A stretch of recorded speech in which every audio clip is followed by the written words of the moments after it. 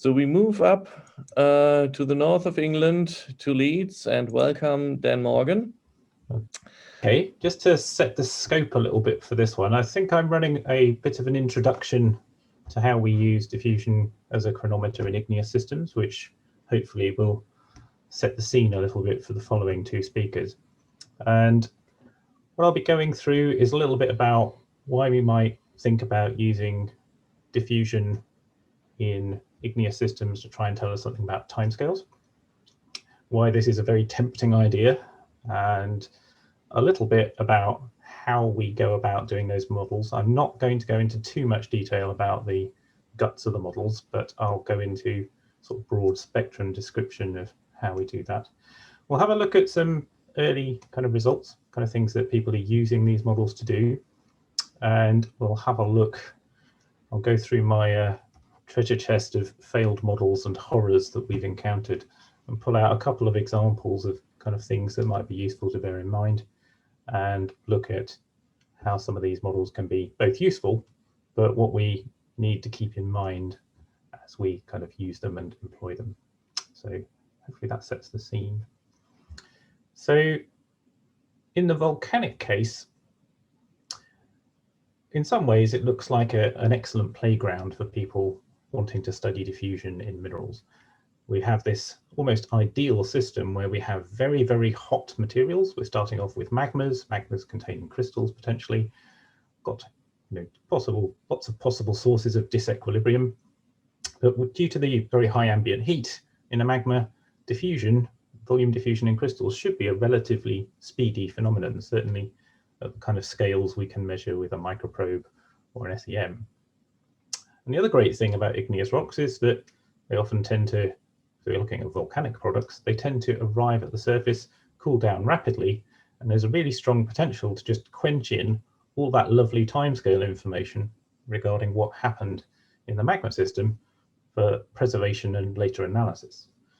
So if we think that we've got this temperature time history kind of here over the right, we've got a high temperature period, then eruption period where it quenches, and then it's at the Earth's surface.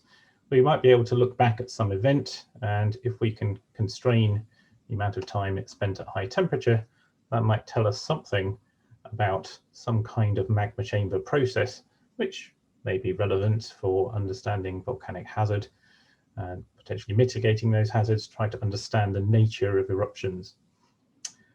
To give an idea of the kind of processes that we could be looking at, here is a much recycled graphic from several kind of talks I've given over the years.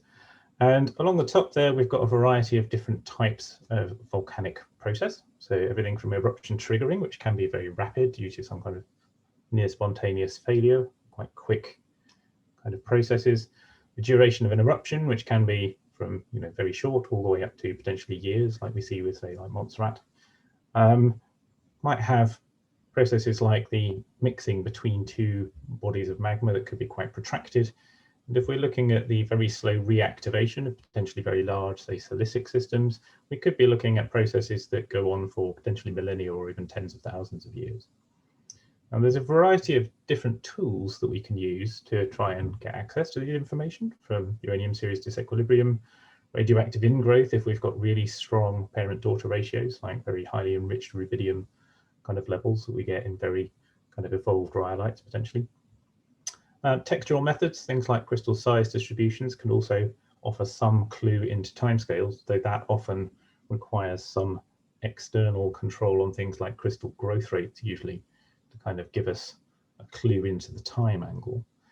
But if we look at diffusion methods, they actually span potentially this whole range by kind of tuning the kind of diffusant and the mineral phase that we're looking at it in. So the kind of mineral element pair that we're considering for a diffusion method, we can usually find systems which should, for a particular temperature range, offer a timescale range that could be of interest for a process that we might look at.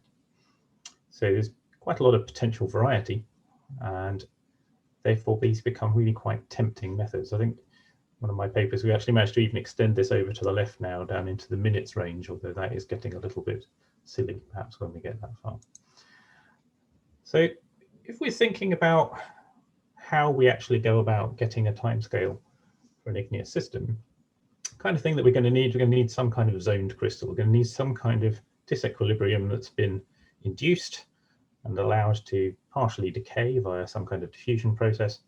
And so we need something that we can actually see and measure. We obviously need that to be affecting some known diffusion system. So we have to have a diffusivity value, which we can tie to the element that's moving and to the known conditions of the system. We need to ideally know what caused the zoning. This comes back to the point that Claire was making in her last talk about we really need to know the petrological processes that create the signal that we are looking at. We'll go into more detail about this a bit later with an example of where this kind of can be problematic. We need to measure that zoning, constrain it, and we then need to kind of calculate the diffusion parameters that go with that. So this usually means constraining the diffusivity, which may mean knowing the, or will mean knowing temperature at which the diffusion was happening, but possibly other ambient parameters as well, like oxygen fugacity can have a strong control in ferromagnesium phases and various other aspects. So it can be quite a lot of data going into this.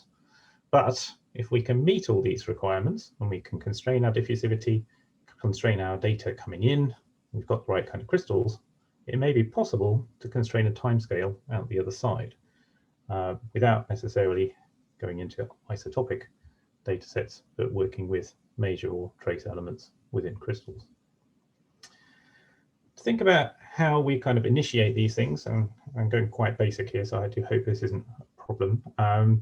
We're going to require some initial setup of disequilibrium. So we've got an exchanging crystal there sat in an ambient melt, but we can induce some disequilibrium by doing various things to our magmatic system. Just some examples. If we have magma mixing, so we start off with a crystal in magma A on the left.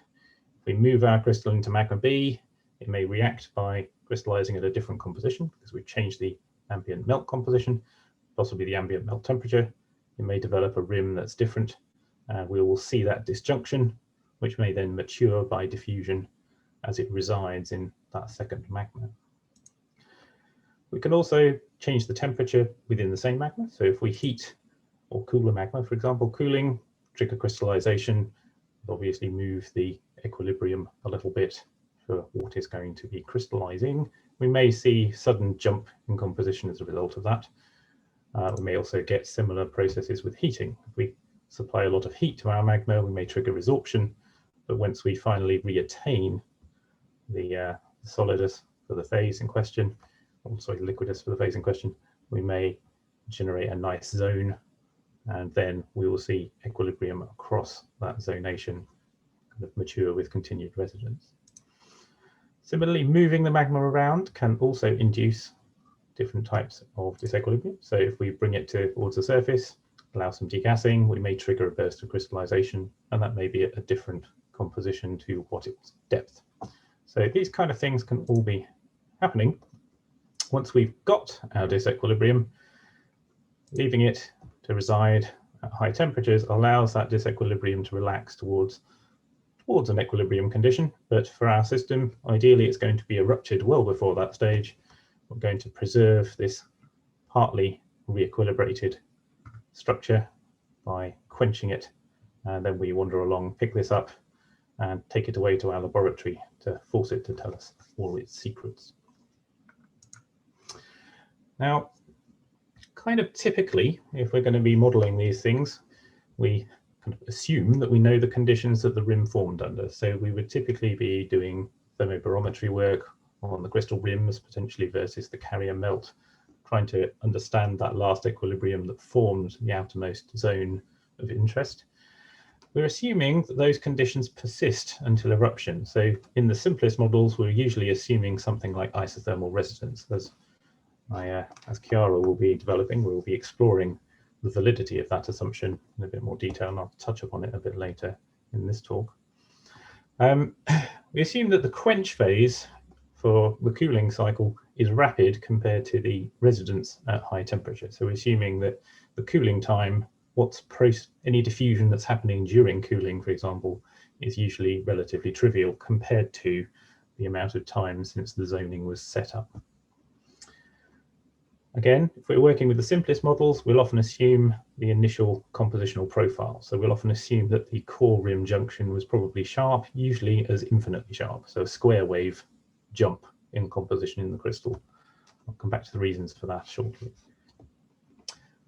Therefore, the inference of that is that all the profile broadening that we see between a square wave state and what we end up measuring in our crystals we picked up from our volcano is basically broadening governed by diffusion only. Kind of models we might use can actually be quite simple. If we're looking at quite large crystals with thin rims, then actually if we're looking at very short profiles but close to the edge of a large grain, a one-dimensional profile might actually, a one-dimensional model may be an adequate way of treating that, but it does depend on the proportion of diffusion relative to the size of the grain. So we may end up looking at different types of models depending on the relative scale of what we're trying to look at. Now, there is actually quite a rich vein of models that turn up often on one or two crystals, usually as something that's tied into another paper, or paper on a wider topic, going all the way back a considerable amount of time. I've picked some examples from the 1980s, but I'm pretty sure you can go back further if you wish. But here's an example from Gerlach and Grove in 1982, who were looking at forsterite zoning in small olivine crystals. So they've got quite phaolitic cores with quite forsteritic rims. And they were saying, well, we've got this kind of gradient in composition. And what they're trying to constrain is to say, well, how long could this gradient have persisted? If this gradient originally started as a sharp disjunction, that places a constraint on how long it could have been there. And so by measuring the width, assuming that it started as a square wave around about here, and it spreads out, end up with sort of 76 hours, 1100 degrees C. So it gives us a time frame of, days, so three days coming through there. This kind of time frame is quite a consistent feature of a lot of igneous kind of, particularly volcanic settings. When we're looking at olivine, day kind of timescales are not uncommon. And this was taken to be evidence, well, okay, if this is a mixing event that's producing this, triggering the eruption, then we're looking at something less than 76 hours probably to actually trigger that eruption between triggering event and the onset of the eruption itself and the quenching of the system. Other examples, here's one from Hunter and Whitechurch. It's nickel zonation, parts per million there on the y-axis, grain size along the bottom, and we're looking at this profile inside a morb olivine, and quite a broad profile near the core, quite a sharp profile near the rim, and again they took that forward with quite simple abrupt models, which they then aged forward in time to try and reach a good match to the observed zonation. And we're getting, again, similar kind of timescales, a couple of days, few days for this core version, and a matter of hours for the last disjunction in the rim, last disruption just prior to eruption. So they're quite straightforward models in terms of their setup and their execution, quite abrupt zoning used. But how do we really read the results here? The way these models have been set up, they're basically giving us maximum diffusion. They're saying if all of the curvature on this profile, all the width, all that gradient is basically due to diffusion from some really abrupt starting condition, then we're going to need X amount of time to actually produce that. The corollary of that is that if it's not all diffusion, we'd need even less time because the diffusion would have a head start. So assuming that we can't kind of stop the diffusion, then these are, if you like, maximum timescale constraints if this holds. And the caveat that kind of underpins all that is that this really relies on us having a solid estimate of our temperature under which diffusion is happening. And by nothing else is happening, I'm meaning that we can't really, once diffusion is going, there's nothing we can do to inhibit it. We're saying that our diffusivity is correct, but effectively There's no magical process which is slowing down the diffusion and making our results anomalous. So I suppose the strength of the models of this type are that if we accept how these models are set up and we accept the caveat about temperatures, that, okay, we have to be sure of our temperature and that this has to underpin what we're looking at, then the inferences that the models give us and the corollary about maximum timescales are going to be solid constraints on our system. Other good things are that these models are usually pretty simple to calculate, they're pretty simple setup, and they're pretty fast to run. So computationally, they have pretty low or almost zero overhead. So we can actually get these results fairly quickly, quite easy to get these results, but we have to be quite wary that there is a pile of assumptions that we're stacking up on the one hand that may or may not be valid. Now, this leads to a sort of a slight philosophical quandary or philosophical dichotomy. There are a couple of ways of using diffusion models. On the one hand, you can use rapid, fast models to go and generate big data sets. So if you need a lot of data set very quickly, simple modeling is going to help you achieve that rather faster than the kind of modeling that is going to be very painstaking, looking at modeling several different processes, linking them together, working out the correct proportion of each process that's happening in our diffusion cycle. So simple models are easy to deploy and can generate rapidly a large pile of data, but with all of those uncertainties that come from all the underpinning assumptions. The other use for this kind of thing is fast data sets. If you are in the middle of a volcanic crisis and you want to know, well, what happened in the magma chamber last week, and is it going to be something that we really need to be worrying about, given that the eruption has now started? You're in the middle of a crisis, fast data may be more important than better data. So there are certain things where you really want to get answers quickly, and that's going to be good enough to make a first kind of pass and potentially hazard-related kind of assessment. Kind of example there on the right, as you can see, I'm quite into this use for generating bigger amounts of data. And there's a sort of 103 crystal data set from a study we did on Finverderhals. So this is from 4 separate tephra samples from the initial phase of the Eyjafjallajökull eruption, which is the Finverderhals Pass basaltic dike extrusion. And what we see is we can see an array of different timescales, slight bump in the data here. If you actually overlay this against the ground deformation data, this kind of curved pattern here does draw the eye somewhat suspiciously towards looking quite like the deformation signal from the nearest deformation station, nearest GPS station. Also kind of matches vaguely the seismicity. So we're seeing kind of a gradual amount of ramping seismicity, a hiatus, and then a sudden burst and an increase. And so there is a question of whether this is actually capturing that. And we have a variety of asymmetric uncertainties deployed on top of that. Again, short timescales, we have smaller uncertainties, but the resolution of these techniques decays dramatically as we move further back in time. Okay, so that philosophical question comes back to this idea of, what are we actually looking at and what are we trying to understand?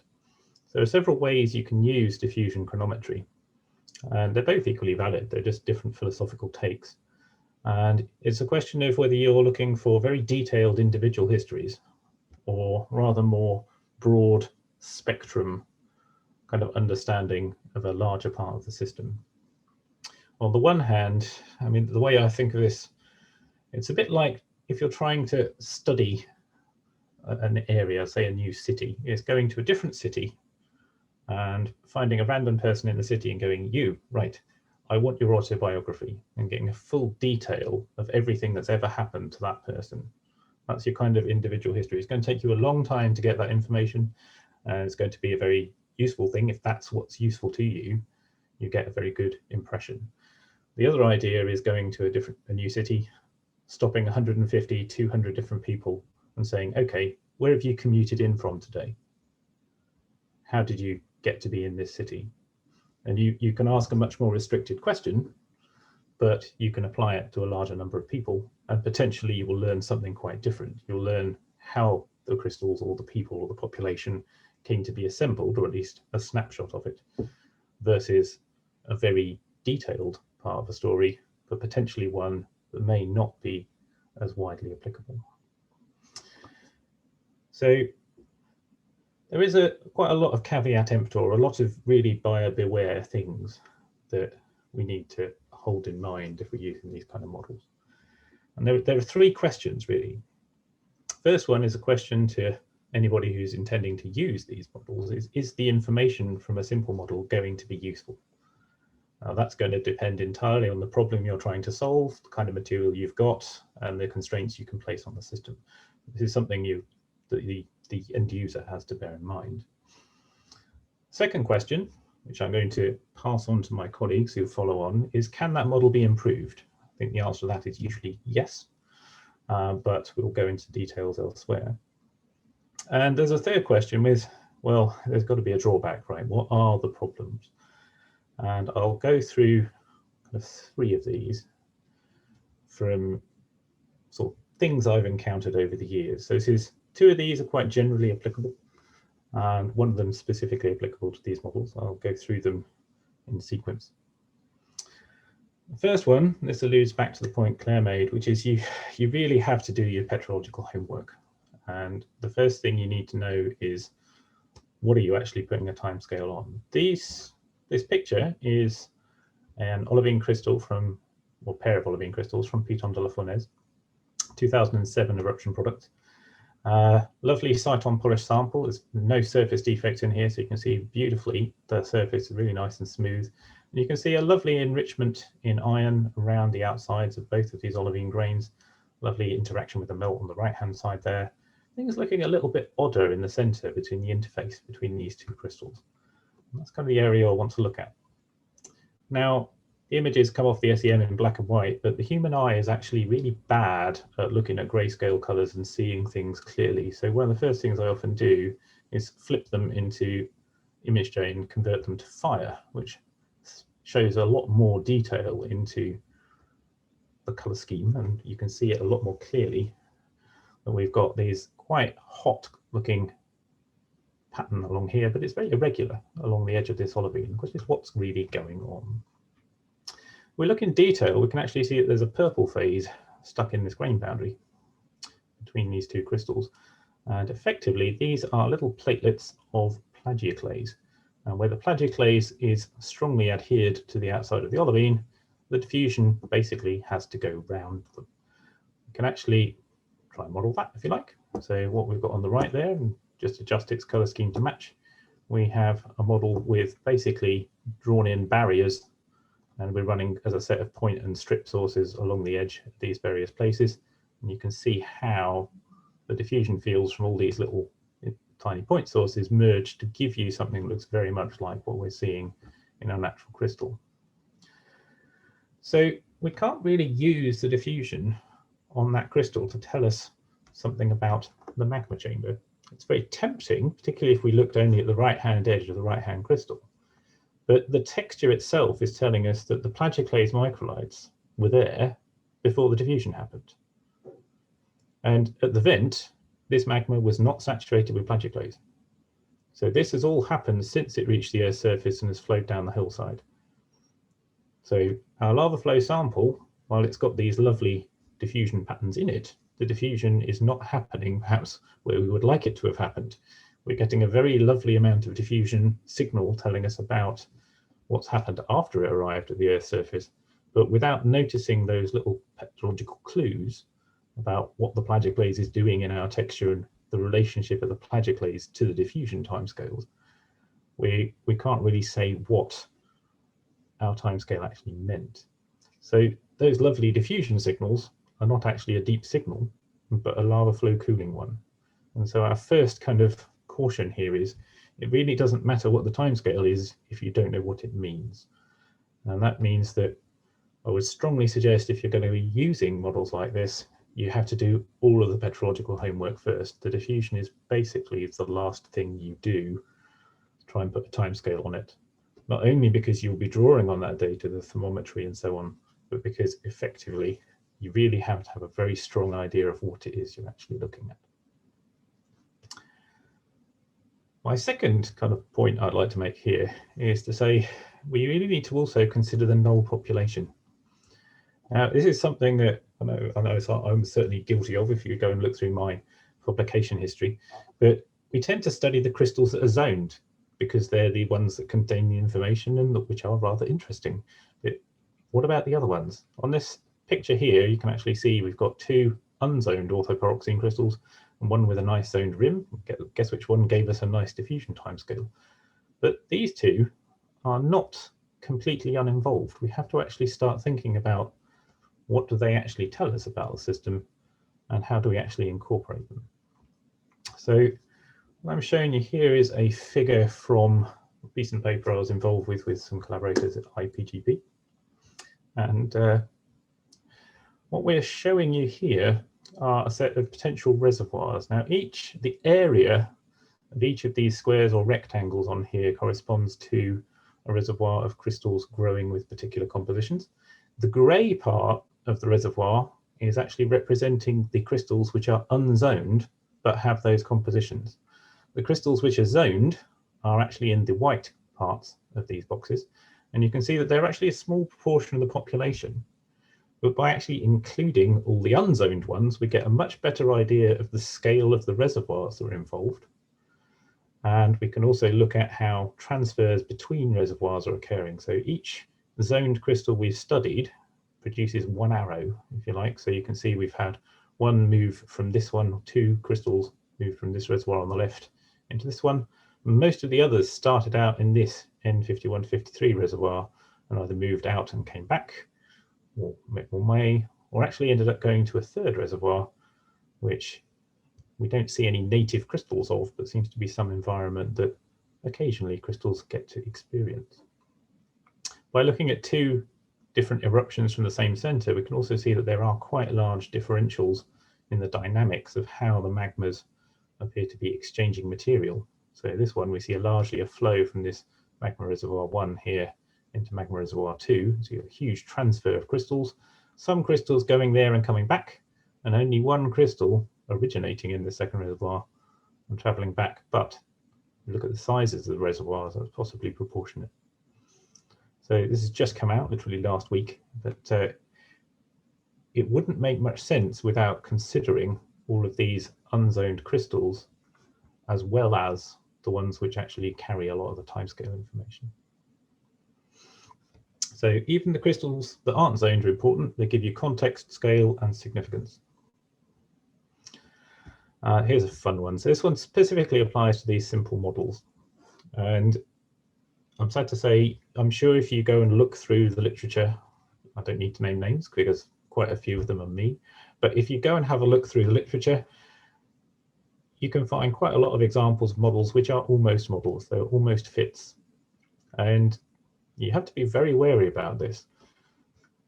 This might look superficially like it's not a bad fit, but we have definite problems here. We have an undershoot here. This data is much steeper than our model. We have an undershoot here as well, where in this case, our data is much shallower than our model. That's a bit of a strange dichotomy because it would imply that our rim is both younger than and the core is older than what we have in the model.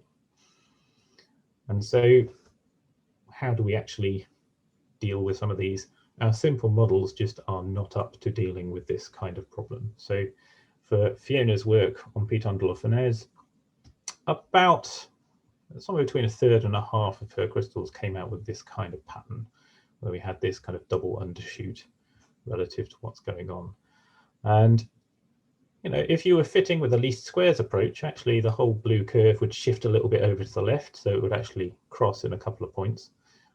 And in some sense, that might make it look rather a better fit, but it would still be just as wrong in terms of its shape as it is displayed here.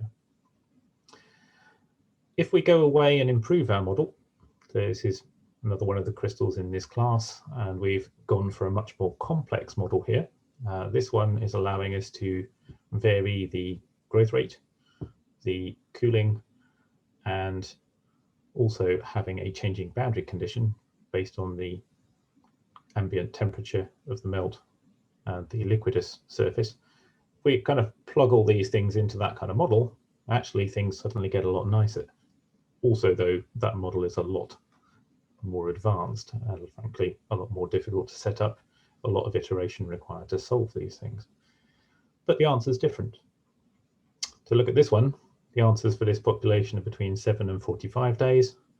Answers for this, when we've done these kind of corrections, the crystals we did this on, those should shift to between 10 and 17 days. A great deal of compression of that range, much better control on the uncertainty. So if it doesn't fit, your model isn't correct.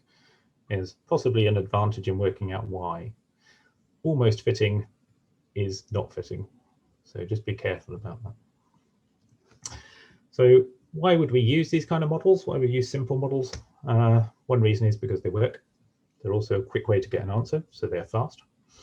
And they are meaningful. They do place a bracketing constraint on our system, but we have to understand that that only really has significance as long as we have a firm grip on the weaknesses and the uncertainties in the model, and we really have our eyes open about how far we can push that or not. So a couple of things I can flag. I've got a website where there's an archive short course, which is all downloadable. It's all online doable if anybody wants to go and play.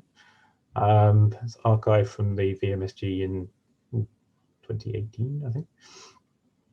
And of course, Shumit and Balkan Group are well known for hosting their own short courses, which are rather more extensive than mine. But that's there, and there's a list of references which I've also made available to Thomas. Thanks a lot, Dan. And yeah, one thing that comes to my mind is the old phrase, all models are wrong, but some of them are useful. Yes, I entirely agree with that. Entirely. So we open the stage for a couple of quick questions before we go into the coffee break. Dan, if you would unshare your screen, I could see people raise their hands. I don't see anything in the chat box so far. Yeah. So then let me start with a question. Mm-hmm. While the others are still thinking. At the end, you showed that you can make the model fit by introducing a lot of complexities. Yeah. So, which brings us back to the thing, you can always make a fit by introducing processes, but what are your constraints to actually say, well, we can change the boundary conditions, we can introduce this amount of cooling, and so on and so forth. Okay. So where are all the constraints coming from that allow you to introduce these complexities? Okay, so there's actually only one variable that plugs into the model for this, which is cooling rate. So that's the only one I plug in. We have an initial magma temperature, which is constrained by the compositions we have for the core and the rim. So from the core, actually, we start with the core composition and we say that's our starting temperature. We apply a cooling rate at basically a fixed number of degrees per hour. We have the liquidus surface, which has been parameterized for that composition, in this case using Petrolog 3. So we parameterize that as a function of temperature. It's not a straight line. It has bumps in it because when you get new phases in, you can actually get wobbles. It's actually quite fun when those turn up in the models and you can actually see bumps coming out in the diffusion profile that actually match ones we observed, because you've got a new phase come in and it's changed the iron magnesium equilibrium. So we keep it at that level. The growth rate could be specified as either continuous and linear. And what was quite interesting is you run a suite of models where you've got the cooling rate and you tune linear growth rates. And what we found was that basically we couldn't fit it with the linear growth rate. The growth rate in most instances had to accelerate. And it had to accelerate quadratically. It's basically with the square of the homologous gap between the solidus, effectively the quench point, and where we started. So there was quite a lot of investigation and an awful lot of runs in the background. You can see this. And I would also echo Claire's comment that, yeah, it's really nice to see that the same take-home messages come out for the igneous and the metamorphic community, or the both modeling approaches. It's basically the same concept. And we see the repeating take-home messages from yesterday. So it's really nice. Are there more questions?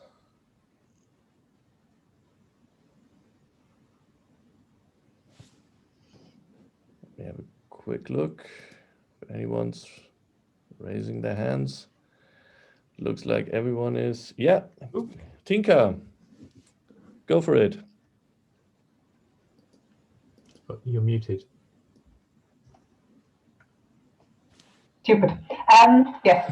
So can you quickly run us through how it works from getting your samples? What are you measuring? How long does it take to put all this into a model? And are they all fitted simultaneously?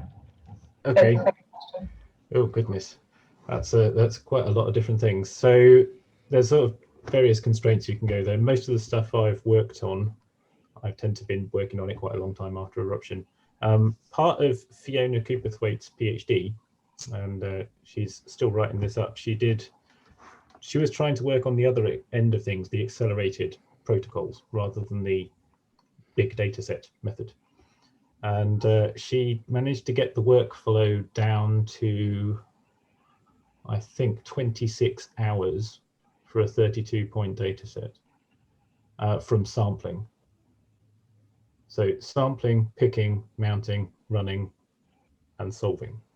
Now, we weren't able to do EBSD analysis in that time frame. So this is without having an orientation correction, but we applied effectively a random orientation correction. So we said, we've got a population of crystals and the boundaries are randomly oriented. The effect on a population of timescales you calculate is going to be to shorten in this way, and you will basically shift the whole population in a particular pattern. And if the population is monotonic or a single group, but with distortion, then it should go from this pattern to this pattern. It kind of worked, but that is really pushing it for speed. And as you can see, we have to sacrifice kind of quite a strong aspect there.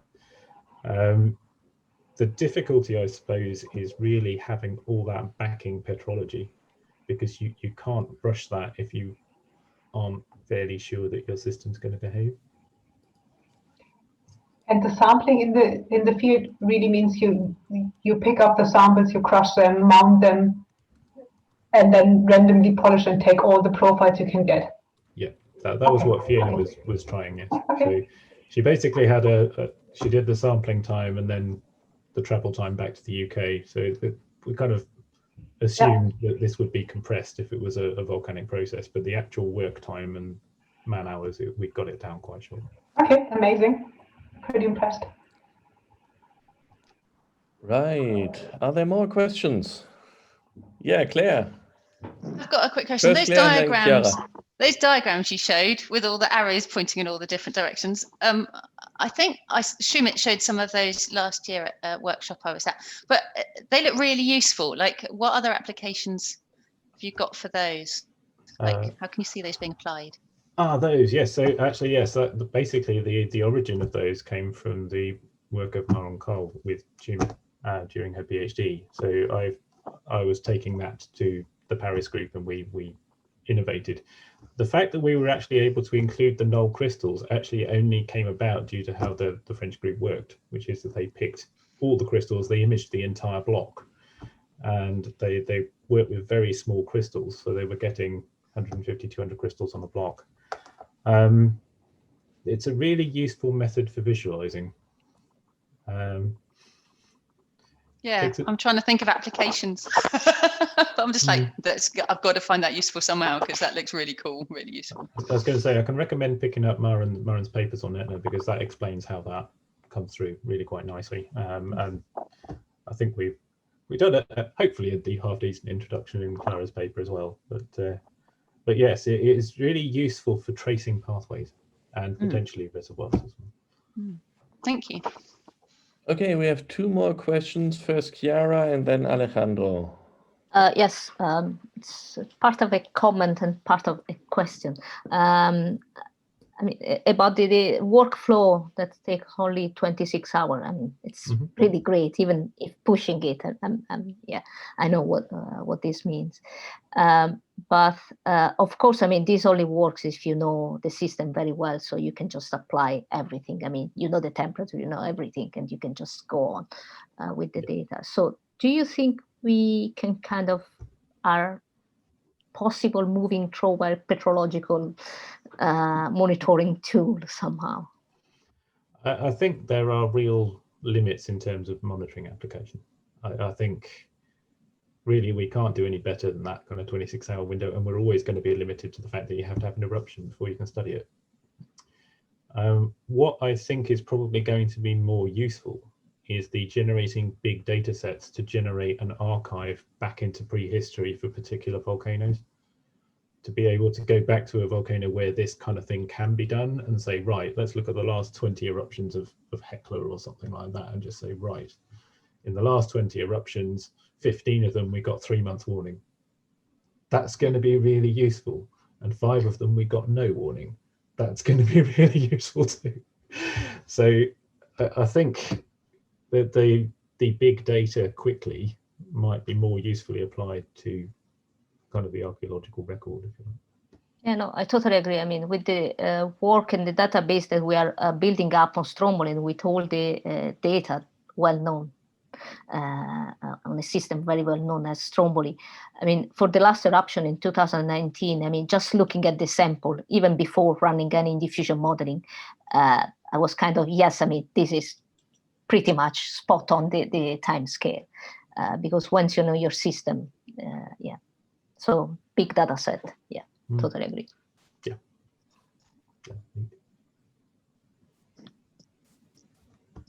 And a final question from Alejandro, please, before we go into the coffee break.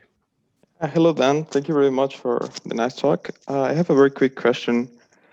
You showed this figure where you said that olivine was modeled from a lava flow. So I was wondering, because we are dealing with this very short timescales from minutes to days, is there a difference to use minerals that are from lava flows that maybe cool slower than those from tephra, like fallouts or pumices? Yeah, absolutely. This was one of Fiona's main results, which is don't study lava flows.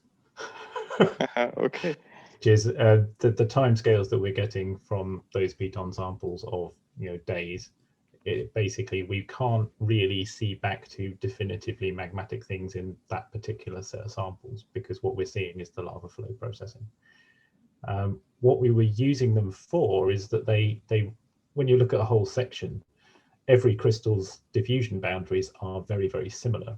And so what we were looking for was a material standard, if you like, to try and say, well, if we've got a population, which is definitively one population of diffusion profiles, we were looking at how we can actually use statistics to try and generate treatment of a single population. This is the precursor work to that speed analysis. So we were using it to try and work out how these things function, but the actual data recoverable from the sample is sadly related to the cooling of the lava flow. Okay, well, thanks. Okay, thank you.